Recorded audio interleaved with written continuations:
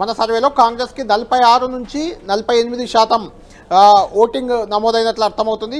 BRS పార్టీకి 40 నుంచి 42%, దాదాపు ఒక 4-5% తేడా రెండు పార్టీల మధ్య కనిపిస్తుంది. బీజేపీకి 8 నుంచి 10% వరకు వచ్చే అవకాశం మన సర్వేలో తేలింది. కొంచెం అటు ఇటుగా ఇదే రకమైన అంచనాలు అన్ని సర్వే సంస్థలు కూడా వేసాయి. మనం అప్పటి నుంచి ఇస్తున్నాం. చాణక్య స్ట్రాటజీస్ కాంగ్రెస్కి 46, బీఆర్ఎస్కి 43 ఇచ్చింది, బీజేపీకి 6. హెచ్ఎంఆర్ కూడా కాంగ్రెస్కి 48.3, బీఆర్ఎస్ 43.2, బీజేపీ 5 నుంచి 8%. Trishul consultancy Congress 46, BRS 44, BJP 6%. జనం సాక్షి కాంగ్రెస్ 45 నుంచి 48, బీఆర్ఎస్ 41 నుంచి 44, బీజేపీ 7 నుంచి 10. Third vision Naganna Congress 47.8, BRS 41.4, BJP 8.7. Smart pole Congress 48.2, BRS 42.1, BJP 7.6. ఇలా సర్వే సంస్థలన్నీ కూడా ఇచ్చాయి. ఓవరాల్గా పోలింగ్ పర్సెంటేజ్ కూడా మనకి ఇప్పుడు అందుతున్న సమాచారం ప్రకారం 48.4. 6 గంటల వరకు వచ్చింది. ఇది 6 గంటల వరకు వచ్చే సమాచారం. ఆ తర్వాత కూడా కొన్ని క్యూ లైన్లో నిల్చున్నారు. అదంతా కలిపినా 50% కూడా రీచ్ అయ్యే అవకాశం మనకు కనిపించట్లేదు. కళ్యాణ్ 2014లోనే 56% నమోదైంది. ఆ తర్వాత ఎన్నికల్లో 47-48% నమోదైంది. అంటే ఈసారి పార్టీలు ప్రతిష్టాత్మకంగా తీసుకున్న ఈసీ పదే విజ్ఞప్తి చేస్తున్నా ఎందుకు మళ్ళీ జూబ్లీహిల్స్ అదే స్థాయి ఓటింగ్కి పరిమితం అవుతోంది?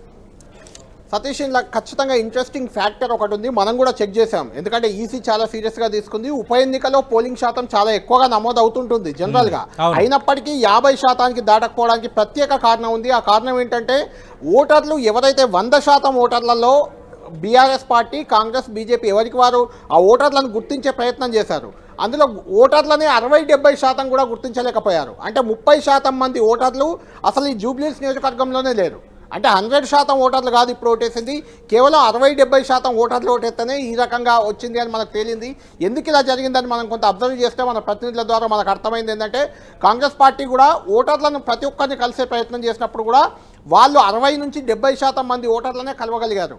మిగిలిన పార్టీలు కూడా అదే రకంగా 60-70% ఓటర్లు లేవు. అంటే 30% మంది ఓటర్లు జూబ్లీహిల్స్ నియోజకవర్గంలో లేరు. వాళ్ళు ఎక్కడెక్కడ వేరే ప్రాంతాల్లో ఉండొచ్చు, లేకుంటే గతంలో ఎప్పుడో నమోదు చేసుకున్న ఓట్లు అలానే కంటిన్యూ అవుతుండొచ్చు అని చెప్తున్నారు. లేదంటే ఇంకా కొంత పోలింగ్ శాతం పెరిగే అవకాశం అయితే మనకు కనిపించేది. అయినప్పటికీ మన 10 టీవీ అటు పోలింగ్ శాతం ఎందుకు తగ్గింది అని అబ్జర్వ్ చేసింది.